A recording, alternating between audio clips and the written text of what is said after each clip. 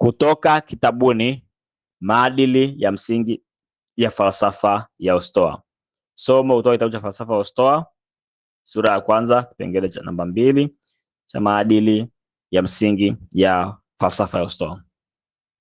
Sasa Ustoa kama falsafa ambayo ni falsafa ya kivitendo, practical philosophy, ni falsafa ambayo imejengwa kwenye misingi ambayo mtu yote akizingatia maisha yake yatakuwa bora sana. Kwa sababu Wastoa waliamini kwamba maisha bora hayajengwi kwa mali, hadhi au afya pekee, bali kwa maadili, hizo vicho ya msingi.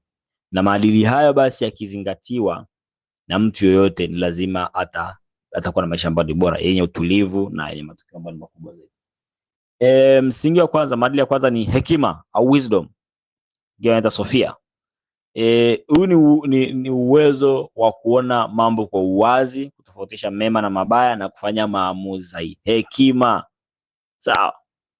Bila hekima hauwezi kujenga maisha ambayo ni bora zaidi. Na unachopaswa kujua ni kwamba kuna tofauti kati ya maarifa, yani knowledge, na hekima au wisdom. Mtu anaweza kujua kitu lakini kama hakifanyii kazi, hakijamsaidia, hana hekima.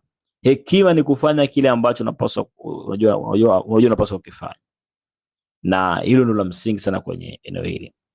Lakini namba 2 au maadili au msingi wa pili ni ujasiri, courage.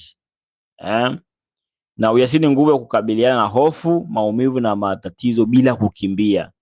Ni kusema ukweli hata unapokutana na upinzani. Ni kuchukua hatua sahihi hata kama ni ngumu. Unajua kwenye hii safari mafanikio, mtu anaweza akasema mimi nataka, mimi najua, lakini ni mpaka akutane na ugumu ndio utajua kweli huyo mtu amedhamiria kweli au ni muigizaji au ni msindikizaji tu.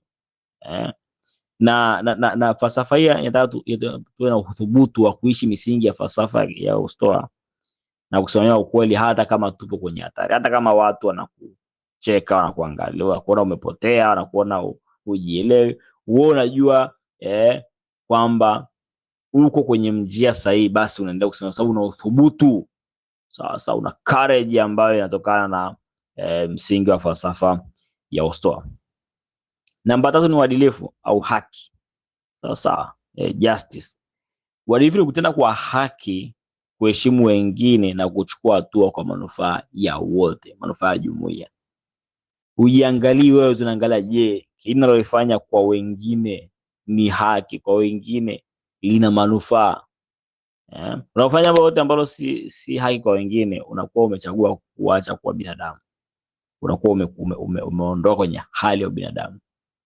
Kwa sababu kitu ambacho sio kizuri kwa mtu yoyote, sio kizuri kwa mkusanyiko mzima. Kwa hiyo tulifanya kwa haki, tuwe na haki, kwamba hatujiangalii sisi tu wenyewe tunapata nini, tunaangalia pia wengine wanafaika. Na hii ndio kanuni kubwa ambayo ndio mafanikio pia. Na maadili ya 4 ni kiasi au utulivu, temperance. Sasa kwenye maisha, kiasi ni uwezo wa kujidhibiti, kuepuka kupita kiasi na kuishi kwa uwiano. Ni kusema ninachohitaji kinatosha. Nisione kama kusema mahitaji ya maisha sio mengi sana. Ni yale ya matakwa ndio yanatusumbua. Afadhali ni kweli. Hivi unataka vitu gani ili maisha yako yawe bora? Vichache sana. Lakini wakutesa ni vipi? Unataka uwe kama fulani, unataka uwe na kitu ambacho mwingine anacho na kadhalika. Sasa tukiwa na tamaa ambazo hatuwezi kudhibiti, tutateseka sana na maisha. Tutahangaika sana. Tutasumbuka sana. Lakini ukijua kwamba nahitaji nini cha msingi na hicho kinanitosha, safari yako itakuwa na utulivu mkubwa. Utaweza kufanya ambayo ni makubwa ya msingi hata kama hauna kile ambacho unakitaka. Kwa hiyo kuyaweka maadili haya 4 kwenye vitendo sasa, unapaswa kuandika kitendo kimoja cha maadili unachoweza kufanya leo na kila siku. Kwenye hekima, sikiliza kabla ya kujibu. Sikibile kujibu. Unajua watu wengi unaongea na mtu unasubiri amalize kuongea ili wewe uongee. Usifanye hivyo. Sikiliza kwa makini, elewa. Ujasiri, zungumza ukweli kwenye